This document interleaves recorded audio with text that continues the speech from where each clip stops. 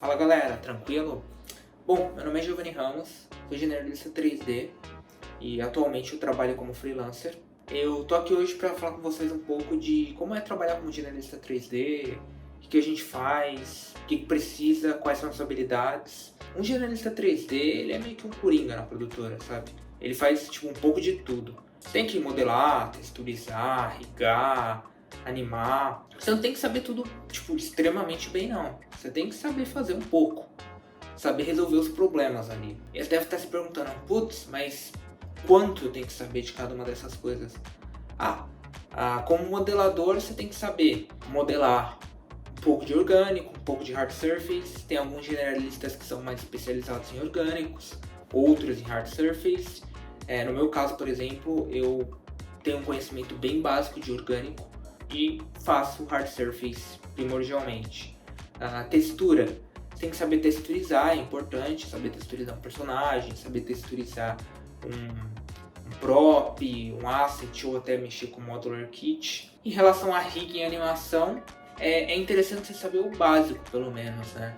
Saber resolver um problema, saber resolver alguma coisa que quebrou no arquivo. Por quê? Quando você está trabalhando como generalista 3D, você é contratado normalmente para fazer mais de uma função, para cobrir algum problema. E rolou um problema lá, se você trazer mais um problema para o teu cliente, ele vai ficar meio desapontado. Então não é bacana, né? Então é da hora você conseguir resolver isso. Por exemplo, você está com um problema no rigging. Aí é interessante você tentar resolver aquilo, dar um unbind, ver se aconteceu alguma coisa, ver se é algum controlador, se é algum problema de bone. Por quê? Mostra a proatividade e você, como generalista 3D, você sempre está interessado em aprender. Então você tem que ir atrás de conhecimento e tentar achar uma solução para aquele problema. Então entra nesse ponto de você ter esse conhecimento básico. Isso daí, né? Aí a galera pensa, putz, mas o que é um bom exemplo de generalista 3D, né? Hoje em dia tem uma infinidade, mas eu acho que um cara assim que é mais conhecido e tá mais mainstream hoje em dia pode ser o Beeple. Beeple, ele começou trampando com motion, né? E hoje tem todo esse destaque no NFT, mas por que eu falaria que ele é um generalista 3D? Porque ele junta tudo ali, faz animações, faz os estilos, ele faz uma parada bem da hora sozinho. Então ele tem uma biblioteca de assets, lógico que ele não modela tudo aquilo, mas se precisar, eu acredito que ele saiba modelar. E ele cria as artes dele ali, sejam vídeos, sejam renders, sejam imagens estáticas, mostrando bem o papel de um generalista 3D, né? E você não precisa necessariamente começar mirando para ser um generalista 3D. Você pode se tornar um generalista 3D com o passar do tempo. Como assim? Posso dar um exemplo do meu caso, tá? Eu comecei estudando a parte mais artística, estudando arte mesmo, e depois disso fui para um lado mais técnico. Comecei, na verdade, antes programação, depois entrei pro lado artístico e aí comecei a estudar 3D e aí eu fui indo para várias áreas. No começo eu queria ser environmental artist e eu acabei mudando isso ao longo e hoje em dia eu sou um generalista 3D que tende a ter um foco de gostar mais de do que deve textura, mas eu acho bem aberto. E por generalista 3D estar ali no centro, ele saber um pouquinho de tudo, é interessante que ele saiba expressar suas ideias, que ele saiba ou desenhar ou ter algum jeito de passar o que está na cabeça dele ali. E isso é um ponto da hora também, porque se você tem essa habilidade, você vai poder criar suas próprias coisas e dar vida às vezes a uma coisa que está na sua cabeça, a uma vivência sua que você tenha na vida. Por exemplo, eu posso dar um exemplo que eu gosto muito de fazer umas animações pessoais ou até projetinho meio numa pegada game, e eu às vezes testo essas ideias. Então, por exemplo, tem uma animação no meu portfólio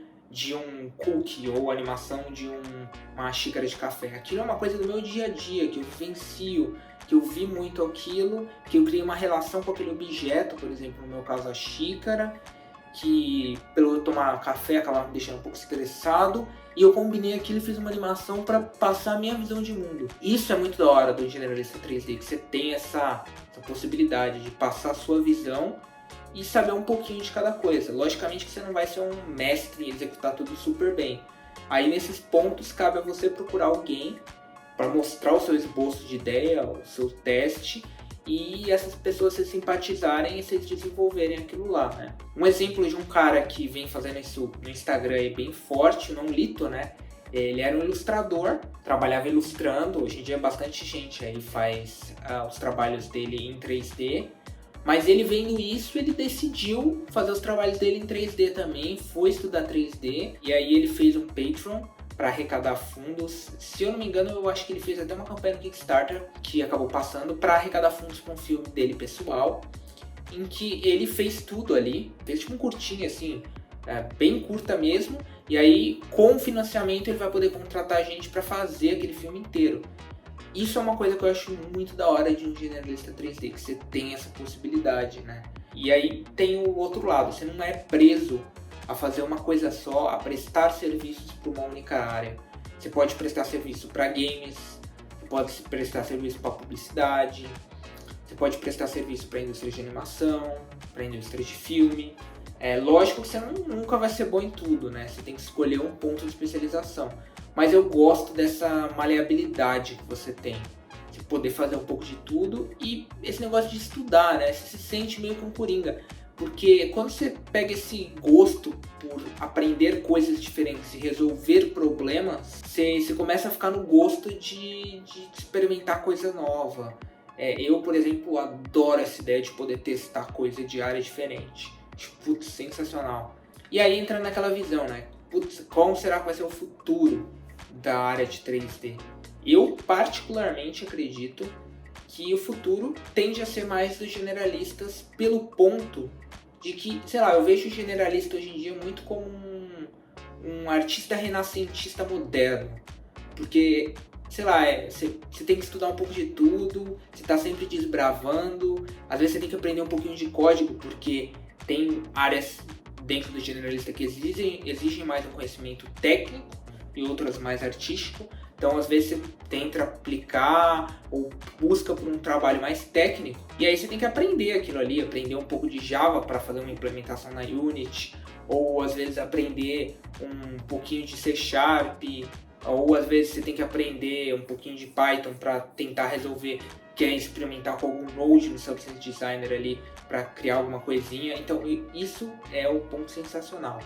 Eu acredito que com o avanço da inteligência artificial, de automação, bibliotecas de asset, caso do Quixel, caso da própria Substance, a gente tende a ter isso muito mais nas pessoas. Assim, eu acho que vai ficar mais fácil de criar conteúdo e isso vai se disseminar.